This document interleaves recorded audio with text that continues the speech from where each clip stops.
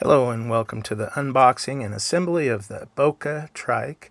Here are some of the tools that we commonly use. There is also a multi-tool included in the box. Here you're looking at the top. We've removed the top of the box, looking down on the bike, and we're going to remove this bike from the side. So we'll cut one side of the box off and access the bike through there so we don't have to lift it all out of the box. And then we'll start working on pulling that bike out of the box and then start taking off the foam, all of the zip ties, all of the cardboard packaging, and strip the bike down to everything, just the bike itself without any kind of packaging. And once we have the packaging all situated, we'll be ready to start assembly. And here's the wheel and the front fender. Below are some other parts that are included with it: the headlight, the charger, the multi-tool. Here's the seat. You'll loosen the nut a little bit here so we can put the seat post in there. Put that seat post in, and then you will retighten that nut and get it tied in there and set it up. We'll undo the clamp for the seat post, loosen it up a little bit, and start to slide the seat into the seat post down into the cylinder and lock that seat into place. Next, we'll move on to the steering wheel assembly, clamp that into place, and we'll be ready to slide the steering wheel into place. We'll grab it up off of the floor and slide it through the cylinder. Align it, slide it on down, and clamp it in place. Next, we'll work on putting the bike in the folding. It can fold into places, into two pieces, and we'll snap that into place to get it ready to ride. We'll next work on the front wheel. We'll undo the plastic on the brake and take out the spacer for the disc brake. We'll take the wheel now and slide it underneath and through the axle and align the axle up with the fork and carefully align the disc into the disc brake and slide it into place. Attach the bolts to each side with washers on each side of the wheel, on the front wheel, and tighten it plenty to make sure you have a safe ride. And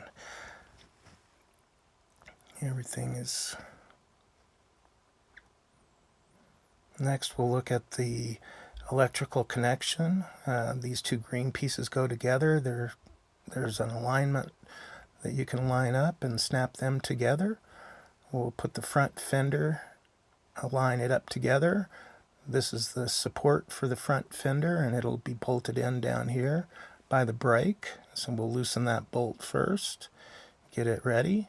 We'll slide that fender support bracket into place and screw that fender into place. Next, we'll take this bolt here and the washer and nut and get it ready to slide through the headlight. So coming from the front side, you'll go slide the bolt through, and the back side is where you'll hang that the other end of the fender, and you'll be putting the washer and the nut onto that, and then of course get that tightened up, and you'll have that all set.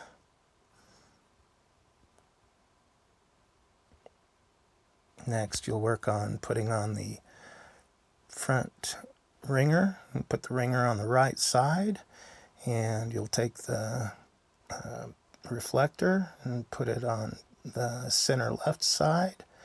And next we'll move on to checking the battery and make sure we have power. So we'll press that middle button and the display will come on. It's now in power mode. If we press the throttle there, you can see it jumps forward a little bit. We have power. If you press and hold the plus sign, the headlight will come on. And if you press it and hold the plus sign again, it will turn off.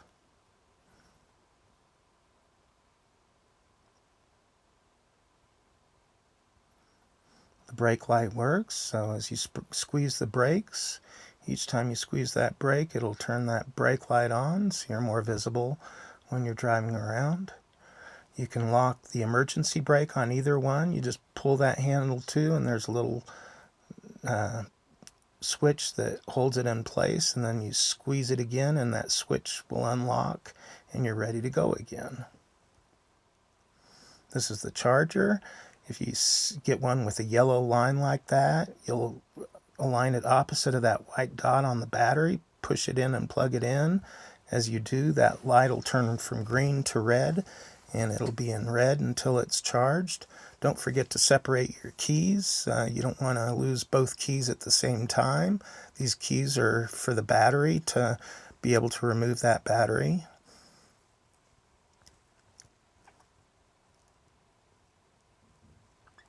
And there's a number on there, which is also on the cylinder of the lock if you ever have to replace it. You need to inflate those tires to 35 psi and get the pump attached and push it on up to 35 psi. All of them do come under deflated, so you definitely will need to inflate them.